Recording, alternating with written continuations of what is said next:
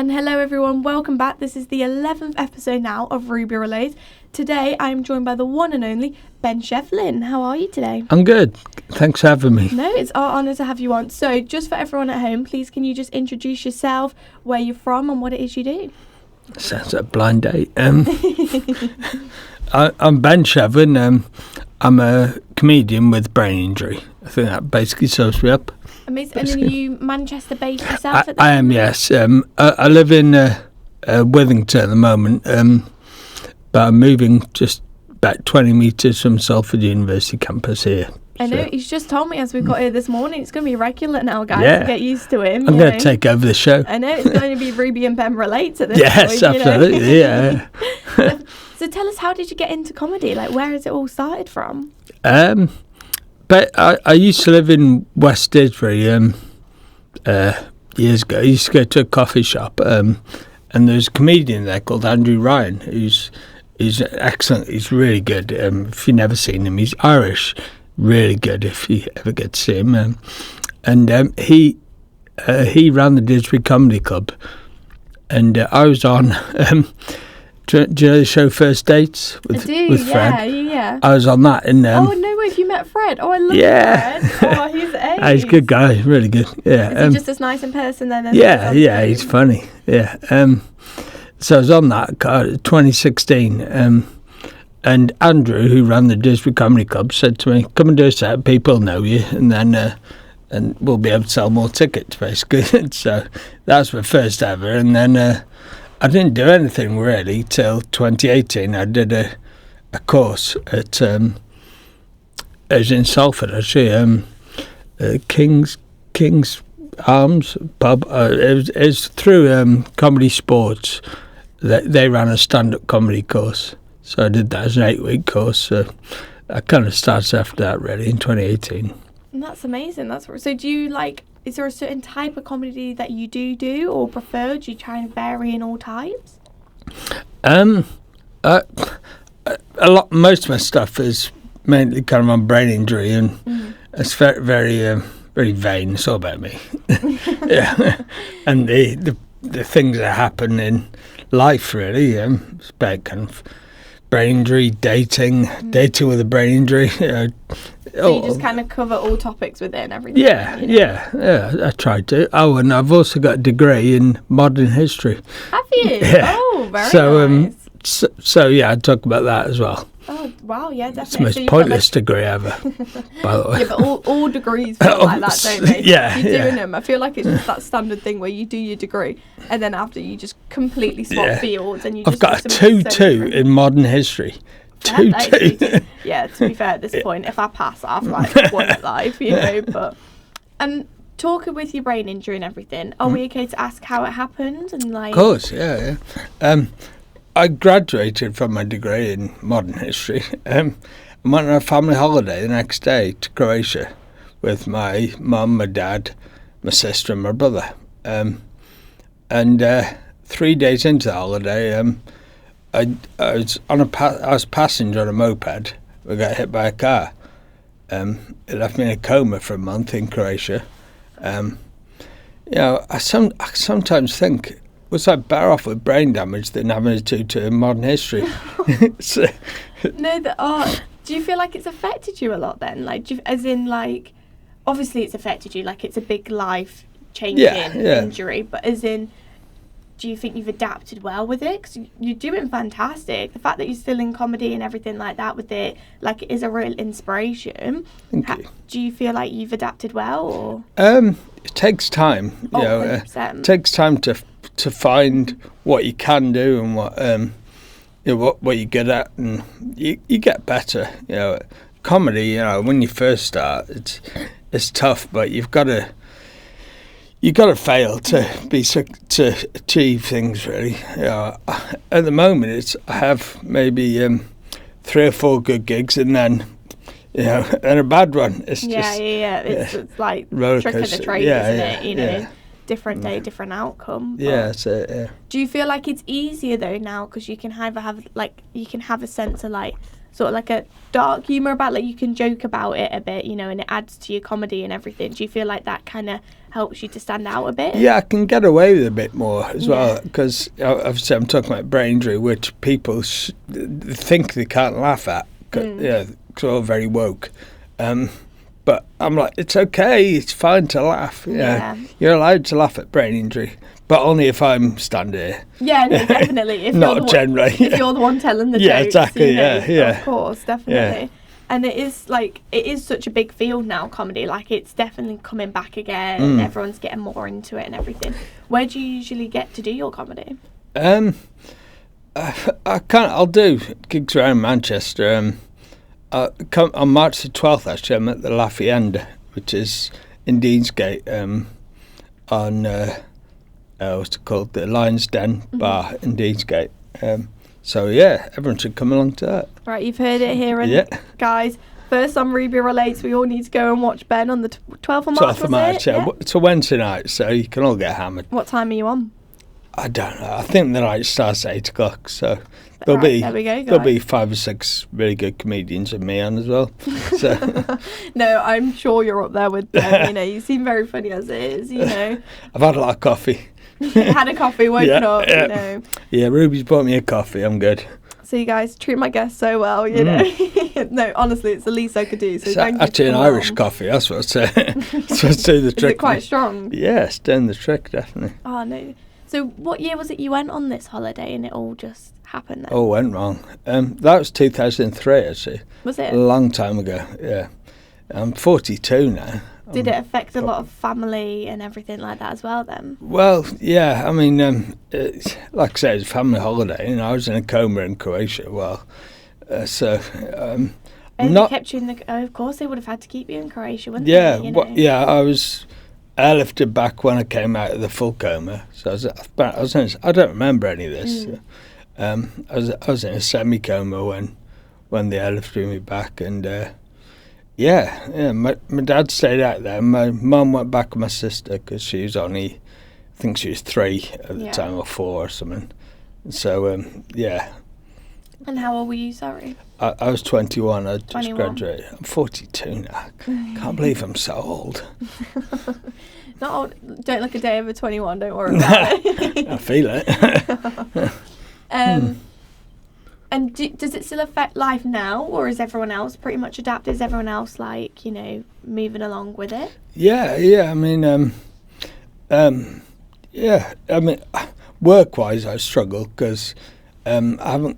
The fatigue of brain injury is the one thing that affects it's a universal thing of brain injury because basically your brain does so many things. So like 0.5 millimetre to the side injury, and someone will have totally different outcomes to a brain injury. I know it's really intense. Yeah, it's crazy to think. But one of the universal things is kind of fatigue. So I mean, if I work long hours, I'm exhausted. Yeah, no, I bet. I'm mentally exhausted, not just tired. Yeah. Absolutely whacked. Can't think of my own name. And you love to do late night comedy shows, you know. I'm an idiot, aren't I? And is there anything else physically that's challenged you since with it? Has it affected? Obviously, you're tired after doing long shifts and everything. But is there anything else going forward that you do struggle with? Well, I couldn't run because before the injury, I played county football, county cricket. Really? I ran for my county as well. Wow. The athletics. So I was always very sporty. And then I didn't have the coordination or anything to run. I was told I'd never, well, they didn't know whether I'd ever walk again, never mind run. I was kind of laughed at when I said, well, I'll be able to play sport again. And in 2020, in lockdown, the only benefit of it came for me because when we were allowed out for an hour a day, I taught myself to run. Did you? Yeah. Oh, that's so sweet, though. That's honestly, that's a real inspiration, you know, to go from doctors and professionals and all of this to say no, and you sort of ignoring it a bit and kind of just getting up. And you've got it. Yeah. I mean, my limbs are all still working. My limbs are fine. It's the brain input to the limbs that's the issue. It's coordination, So when I first started trying, as when an animal's been tranquilised, Yeah. and they're kind of running along, and you know they're about to fall at some point. The legs just give in, and they hit the floor. That's what I looked like when I started running. The fact that you enjoy it and that you still go out. Honestly. I ran the Manchester Half Marathon in 2022, 23 and Did 24. You? Yeah. I'm doing it twice this year. I'm doing the May one and the October one this year. See, and that is just incredible in itself. Like, I just love it. That honestly, that so is good such an inspiration. to be able to do sport again. Yeah, no, definitely. And I bet you just, and it's with the thing with sport, it's more like the community and the atmosphere as well, and it does make you feel better, doesn't it? Yeah. You know? Oh yeah. I go to Chiltern Runners on a Tuesday evening. That's great. It's just you run and chat all the way around, and you don't even notice you're running most of the time. Yeah, I bet. I do it for the social aspect. I am going to admit this now. I was in a running group, but they did actually ask me to leave because I thought too much. They were just like every week, Ruby. Join a walking group. Yeah, literally. They were just like, Ruby, everyone else is here to run, stop talking. And I'm like, yeah, but if I'm just running, I'm bored then. I need to be talking as well. Otherwise, you know. No, well, you need to join Chiltern Runners. Yeah, well, that'd be it. I'd just be coming for a chat, you know. Yeah, definitely. That's what everyone does there. It's great. I love it. Oh, no, I do love a running group, though. It is a nice sense of community, and everyone's there for the same sort of reason, so I do totally understand that. So what is the worst gig you've ever had, then, with your comedy? Like, is there a gig that kind of just stands out, and you're like, yeah, no, like, that just wasn't my best? Well, the audience wasn't great? It's never the audience, it's the performance, I always think. But about 2 weeks ago, I did, Beat the Frog at the Frog and Bucket.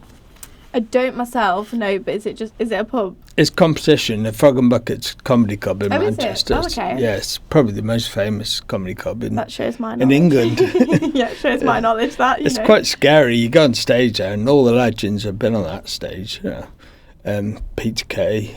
Oh, really? Steve Coogan. Oh, they've all been on there. Wow. Yeah, so you're on the stage there, and I say it's the worst gig in my life. Basically, it's competition. It's called Beat the Frog. I presume some of the listeners will have been, because it's a good student night out on a Monday. Oh, I'm sure they probably have, My dad will be listening, and my dad loves a bit of comedy. Oh, really? And my mum's recently just gone and seen Peter Kay, so I'm sure they're both sat there at home going, Ruby, how do you not know what the Frog in the Bucket is? Yeah. Like, come on. But yeah, no, it's a pretty famous club. And they have a competition every Monday night, which is called Beat the Frog, and basically 3 members of the audience get cards, and if 2 cards go up, you have to get off and don't finish your set. Oh, really? I've done it loads of times, and that's brutal. I wouldn't want to put my card up, but you just ruin someone's night. I wish you'd had the cards the other week. I'd say. Yeah, wow, that's horrible. No, it was tough because I got up there, and the woman that had been on just before me, she had every disability under the sun, and she was absolutely hilarious. Took the roof off. Everyone absolutely loved her.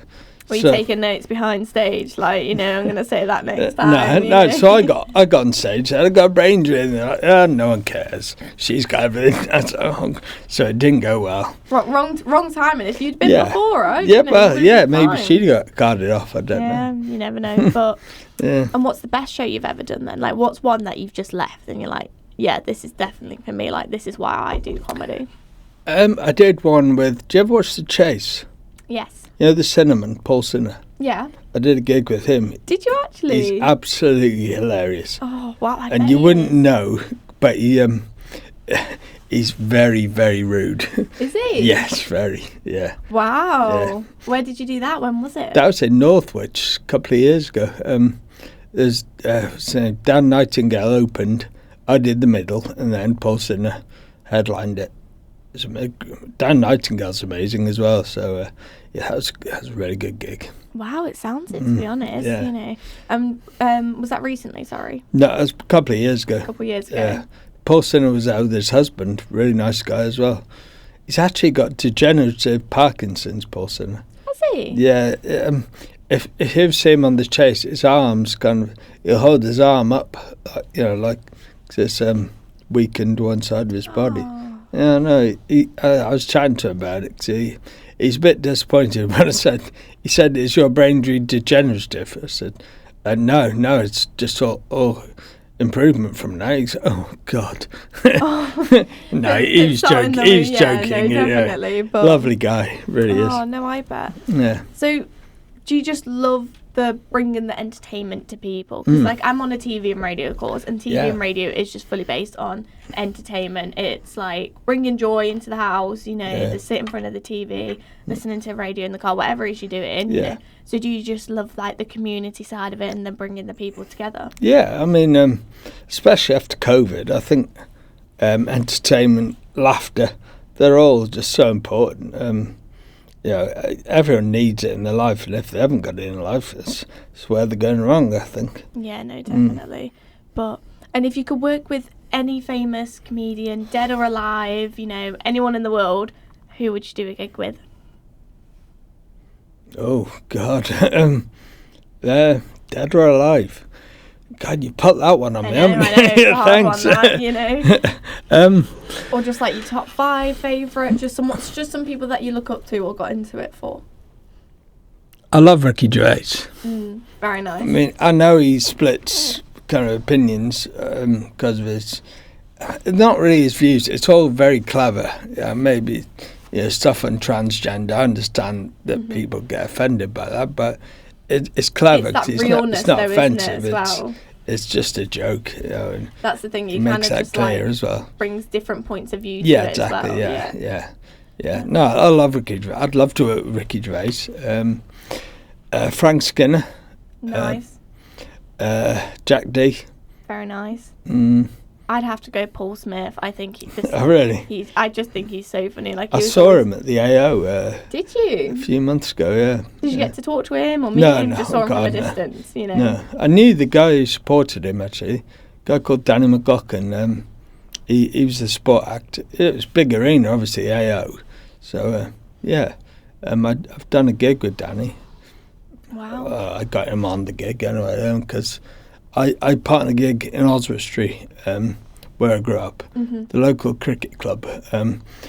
My dad's actually the president of the club nowadays, and they're skint. So I part on twice a year, part on a comedy fundraiser for the club. That's so lovely. Yeah, I've had Rob Mulholland headline it. Who's amazing. Rob is incredible. Danny McLaughlin, who's really good. They both headlined, and the next one is next Friday, actually, and that's headlined by a guy called Dean Coughlin, Scouser. Really good. So I always get good. You've got such like a mix of people as well. Yeah, you know what I mean? And I bet, even though it all kind of falls into one topic of comedy is so many different things, and like you can listen to it all day because all of it will be different. You'll never listen to like the same jokes twice. Do you know what I mean? Yeah. And it's all related to them as a person as well. Like you do feel like you get to know who they are as a person, you know, and that's just like a nice insight. Yeah, I mean everyone's got a kind of niche. All comedians have all got kind of reason to do it, whether they're disabled, black, gay, something that makes them different to everyone else on the circuit. So yeah, it makes you stand out a bit more, doesn't it? Yeah. And it gives you like a different level of comedy that people don't usually hear day to day. Yeah. And it just makes it a bit more fresh and real, you know. So you mentioned earlier that you had your degree. However, if you weren't a comedian, what do you think you'd be doing? You're putting these questions on me. I know, I'm sorry, putting them into the deep end, guys. Well, if I was a comedian, I probably wouldn't have brain damage. If that makes sense. Yeah. So I'd probably work in an awful office job. 9 to 5, absolutely. Yeah, a bit of a Dolly Parton moment. Yeah, exactly, yeah. Dolly Parton. What a way to make a living, eh? No, I love Dolly Parton. I know, I can tell. So yeah, do you think it'd be a 9 to 5 job then, just in an office, just a lot more casual? Probably a history teacher or something really dull like that. I actually quite liked history at school, but I get what you mean. It's nowhere near the same level as comedy and the joy of it, and it's just an uplifting sort of thing. So I do understand that. I'd probably wear a shirt with leather things on the elbows. Just because that's what history teachers do, I think. Yeah, they do, and then they have like the little tweed jackets. Don't they? I'd be a cool one though. Yeah, would you? You know, do what you want. You know, feet up on the desk. Yeah. So, with your injury, it's affected your career in ways and stuff, and it's like you said, it made you tired and all of this. Do you think it's affected like your personal life as well then? Because it is such like a big thing, you know. Dating with brain injury is tough. I mean, I've had a couple of long-term girlfriends over the years, but I've been single now for 4 years. And it's really tough. It really is. You know, as soon as you mention the words, I understand it, but 2 words, brain injury and everything, Yeah. So I've started now not to mention it whenever I meet someone. Which it shouldn't identify like you as a person. Do you know what I mean? Yeah. There's so much, like so many more layers and so much more. But it kind of explains. They'll say, "What do you do?" I say, "Oh, I'm a comedian." "Oh, right, you do that full time?" No, kind of part time. "All right, what do you do the rest of the time?" Well, I kind of recover.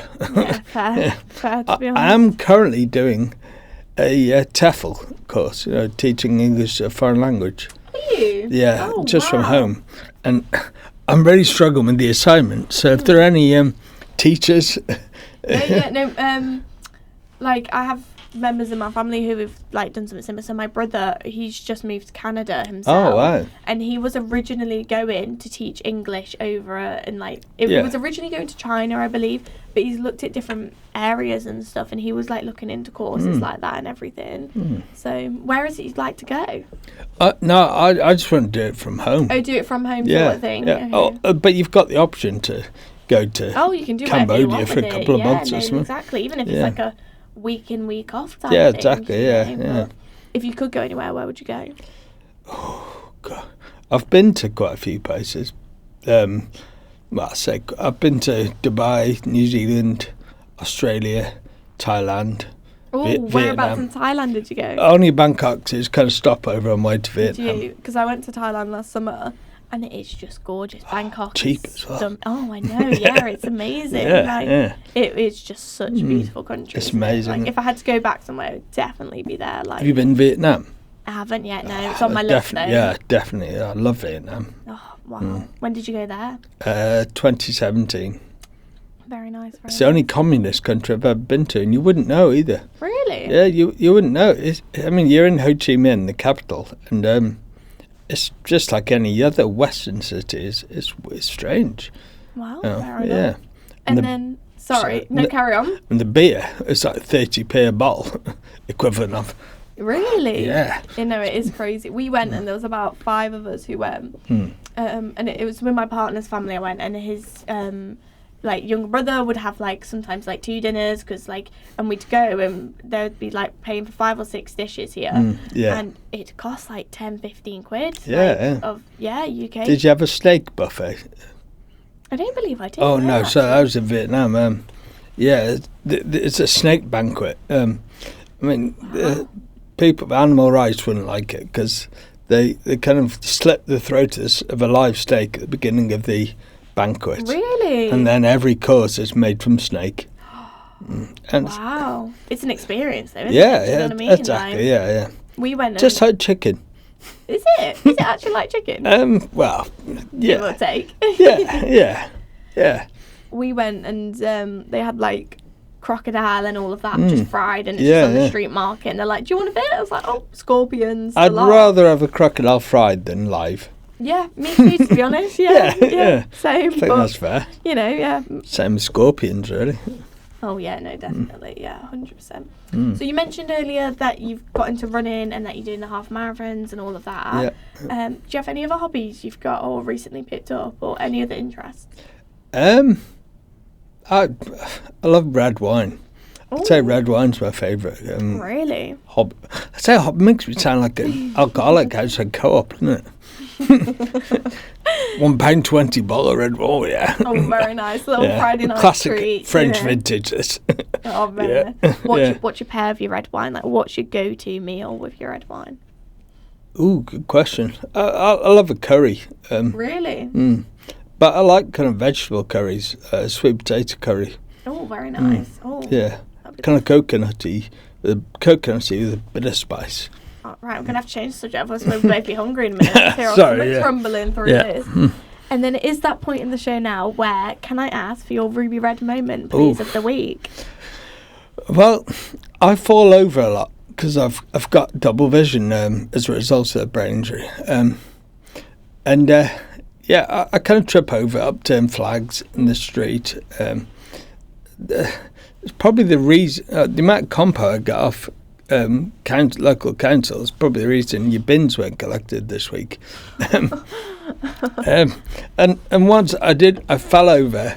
I tripped over a raised flag in the pavement and landed at the foot of a mobility scooter. It looked like a hit and run. Really? And the guy on the scooter, he kind of recognised this, and he said, "So I've got dash cam footage." I said, "Oh no, you haven't." How I was thinking, how embarrassing. He's thinking insurance purposes. It didn't. It wasn't a hit and run proof. And there's you in your head. I was like, "You're not going to put on you've been framed." Yeah, I was just about to say. God, I mean, I've never watched it. I haven't watched it since, so I don't know whether it's ever been. Yeah, you just secretly going around. Yeah. Wow. Mm. Yeah, no, that would have been my worst nightmare as well. Just thinking like, no, this is just footage that exists now. Yeah, exactly. It's out there in the ether somewhere. Yeah. My ruby red moment of this week. It's not that bad, but it was just like, not as bad as that. No. I was at work and I won a prize and they let me go 30 minutes early. So I was like, this is great. Go home. It's about 9:30 at night now. Mm-hmm. And then I just got home. I got on the bus to go home. And for somehow I got on the wrong bus, because apparently the 100 bus, there's 2 directions it goes in. Got on the wrong bus and ended up going the complete wrong direction. Didn't notice till about 20-30 minutes into the journey. I was like, I should be getting off soon. Like, where am I? And I went and asked the bus driver and he went, "No, love, you'll be on here till midnight if you bring it off." I was like, brilliant. So I got off. And then I started, I rang my boyfriend. I was like, I'm in a random estate. I've just got off the bus. Like, I don't know where I am, what's going on. So then I just had to call an Uber and go back. But I was just mortified that I got on the wrong bus when I could have been home earlier. You never want to be on an estate, dear. It's never. No, but it was just like, I don't even know where I was, but I think it was just because it was night time. It seemed a bit creepy. Yeah, do you know what I mean? It looks different and dark, doesn't it? But I was just a bit like, brilliant. Like, well done, Ruby. You got yourself a treat and you messed that one up. Do you have a different Ruby Red moment every week? Yeah, different. Honestly. You have more things than me that happen to you. Honestly, the amount of things that I've had, like, week to week, it's just like, but it's bad now. I do it and I'll be mortified for about 10 seconds and I go, no, that's my Ruby Red moment now. Like, I'm just going to use that. You know, what else write that down, But, yeah. Can I ask if anyone's can help me with the TEFL course? Definitely. I'm doing the first assignment, which is a lesson plan. Mm-hmm. I have to write a lesson plan for a group of 10 to 12-year-olds who are L2 stage of learning. I think they're Thai. And I have to teach the past continuous tense with interruptions. Whether that means anything to anyone, I don't know. But I understand it from reading about it. It's just the lesson plan is difficult. And a PPP lesson plan. Wow. Yeah, it all sounds very complicated. Yeah, that's what I mean. But help me, please. Yeah, there you go, guys. We've heard Ben's cry for help now, so can we all please I'll pay in red wine. Co-op wine, you know. No, proper wine. Oh, proper wine. Oh, God, yeah. So there we go, guys. We've heard Ben's cry for help now, so, everyone band together, help him out. If you know about it, please get in touch and we'll pass you on. I'll give you free tickets to the comedy as well. Well, that was my next question. So, where can people get in touch with you? Where can they find out where you are or get involved or just hear more about you? Like, after listening to the pod, if they're like, that's it, I'm going to go watch Ben now. Oh, wow. Where can they watch you and where can they find out about you? I'm on Instagram as Laugh with Ben Shevlin, or just look up Ben Shevlin and you'll find me. That's my main thing, but obviously Facebook as well. And YouTube, I've got some videos on YouTube. And I TikTok as well.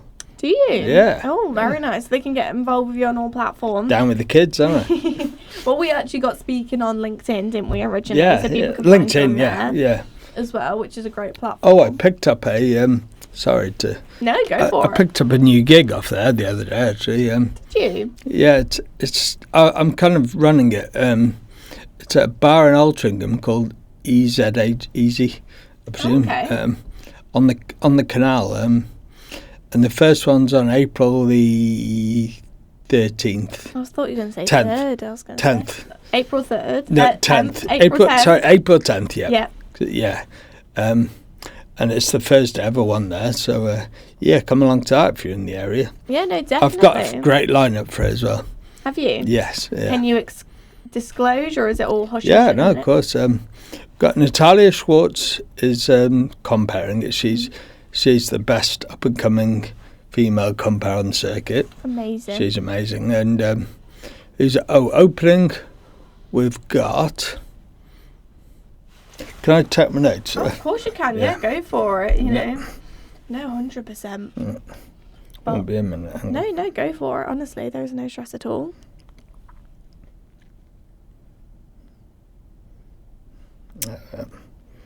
Opener, it's a guy called Roland Gent. He's superb. He is so funny.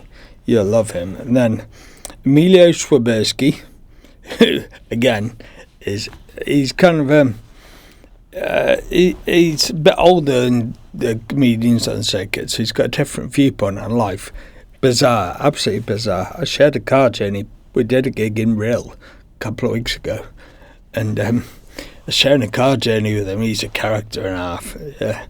So it's me and Emilio doing the middle sets, and then closer, a guy called Adam Anwar, who does a lot on social media. He's of Pakistani origin. He does a lot on social media, so I definitely advise you follow him, and he's closing for us. So that'll be an amazing night. Easy Bar in Altrincham. Right, to hear that. Easy Bar in Altrincham. April 10th. April 10th. And what time's that at, sorry? 7 o'clock. 7 o'clock onwards, you know, guys, there you have it. We've all been personally invited now by Ben, you know, so there we go, we're all sorted. But is there anything else you wanted to say on the pod today? Anything you want? Free tickets to that as well, but you just turn up. There's a bar with a great selection of drinks. Amazing, that sounds fantastic. I've been promised a few free drinks from my I'm not charging, I'm just there you go. Drinks payment. So by the time I'm gone I could be a bit slurry. More than usual. Yeah, but it makes it funnier, doesn't it? You know, up on stage and stuff. Yeah. So hopefully. Any piece of advice you want to give to someone who's looking to get into comedy, or who has gone through similar injuries or anything like that, or anything at all you just want to say, just as a bit of advice? My advice for anyone starting comedy would be, you know, failures make you better. Don't quit because you have a bad gig or fail. It's not really a failure. It's just if you learn from it, then you'll be a better comedian in the long run. I've failed loads of times. I'm still not great, but I'm still learning all the time. So it's the best way to do it. Just keep learning. And I'd love, if anyone with brain injury wanted to start doing comedy, I'd love to help mentor. You know, I'd love. Yeah, I think it's a great way of. It's almost cathartic because you can talk about your issues or whatever, make people laugh about them, and it helps. It really helps. It's good to talk. No, definitely. It's really inspirational, honestly. Like, I think you're incredible for Thank you. all of this, you know, still going to comedy, running the lot. Like, honestly, you are such an inspiration. And I'm so honoured to have you on the pod today. Like, honestly, it's been my pleasure. I've been so excited. Or you can ask anyone. I've been like, I've got Ben coming in on Thursday. You know, I've been very excited. But so with comedy, do you believe it's something that can be learned, or do you think it's more like the gift of the gab? Like, if you've got it, you've got it. If you haven't, you haven't. Or is it like a taught? No, I think the more you do it, the better you get. So the more second nature it is. Yeah, kind of exactly. And you kind of understand what works and what doesn't. So you write more jokes, and it's strange. My best jokes are written about 4 a.m. when I can't sleep. Really? My brain's working, but everything else is asleep. So I've just the amount of times I've been suffering insomnia and come up with great jokes about 4 or 5 in the morning or something. Yeah. Night owl, then your brain's ticking late. Yeah, that's the problem. I drink too much coffee, obviously. No, but I honestly, it's such an inspiration, and I love comedy. It is just such like an uplifting thing, isn't it? Like you even just go into like one show after, you do just leave feeling exactly, like in a better mood, and it is a great way to like bring people together over like a shared thing. You know, sort of like, for me, comedy is sort of like the same level as like the theatre and all of that. Like you go to watch something and you go to enjoy, and like it makes everyone feel a different way. And I just think it's incredible, to be honest. But I'm sure there's been studies recently that have shown the benefits of laughing, the endorphins it produces, everything.